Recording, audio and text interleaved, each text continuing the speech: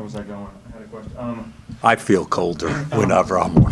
So When you look to tomorrow, I know it's just one game, but it's a big game. You always talk about hold and serve at home. When you look at tomorrow, is there one thing that you have to do out of all the things to be successful? I mean, one thing. one thing I'd say rebound the ball. Defensive rebound the ball. They're +7 I think for the year, but those three big guys can really rebound the ball, and then they got other guys that go as well. So that would be the case. But there's not just one.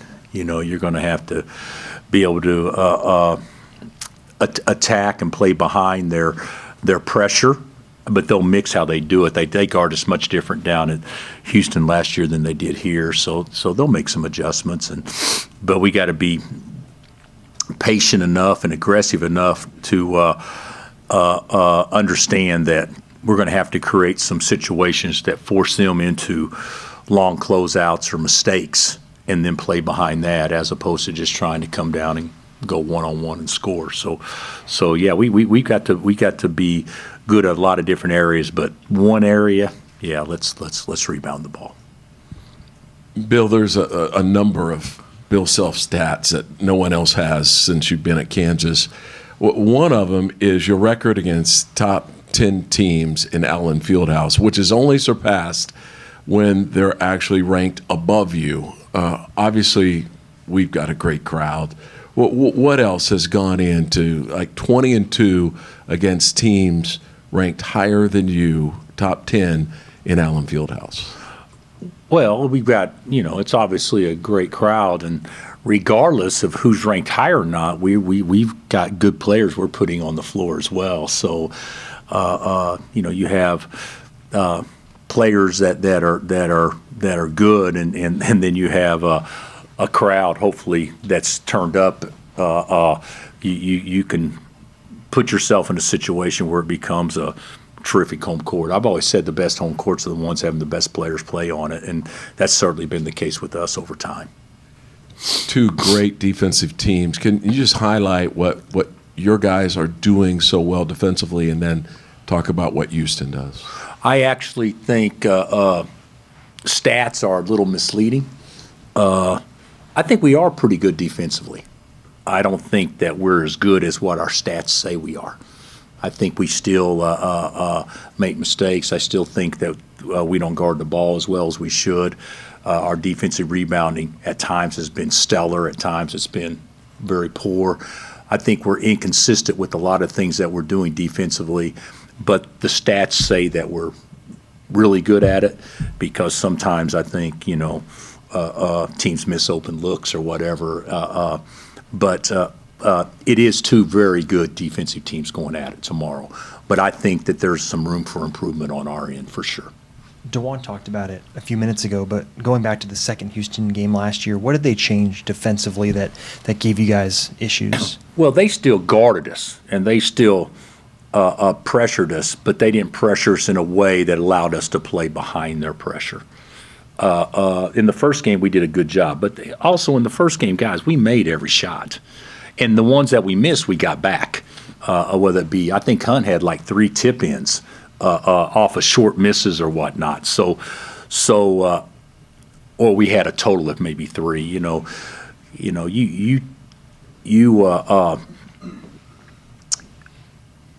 can't count on that those type of things. But to be honest, when we played down in Houston, now granted that was a beat down, and they were a lot better. They were turned up.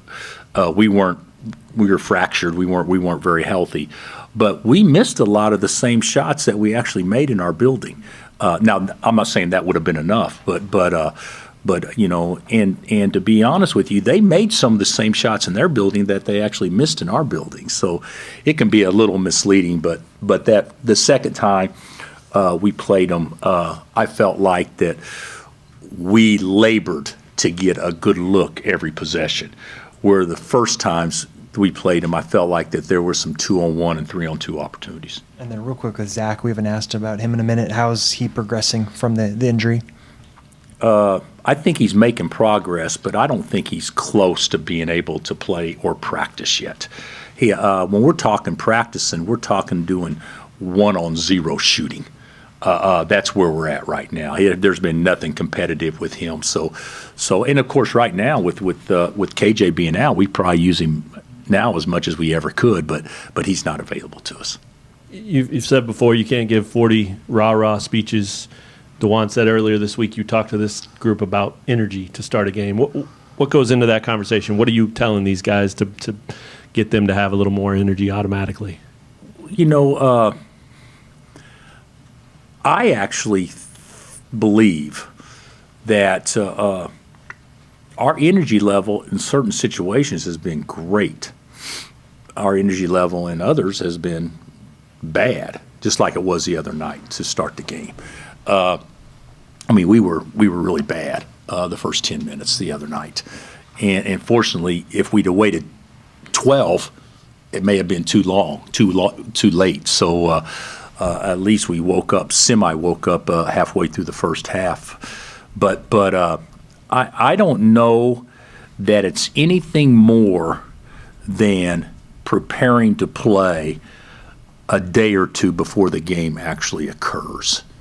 I didn't feel like that was the case the other night, no matter how much you talk about it and all those sorts of things.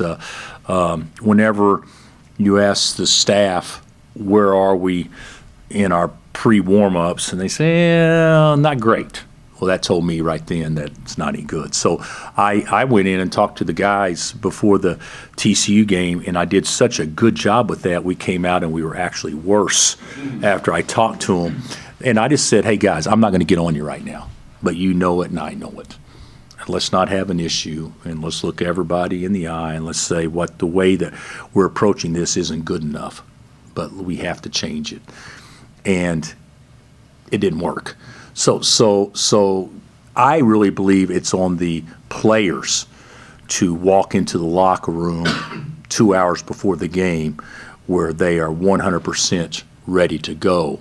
And out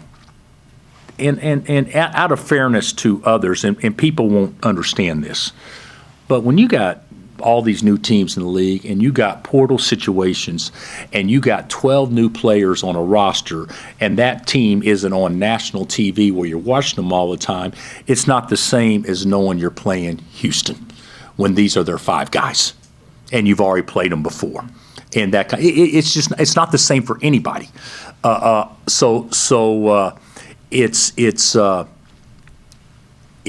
one of the negatives of the additions. It's one of the negatives of the free transfers. It's one of the negatives. Now those are excuses, but the reality of it is, the bottom line is, when a team that plays on national TV every game, they can have 10 newcomers, and the team that they're getting ready to play that doesn't know everything about those guys prior to the game, where you don't know as much about their guys. So those are some. But if you play them twice every year, you still know.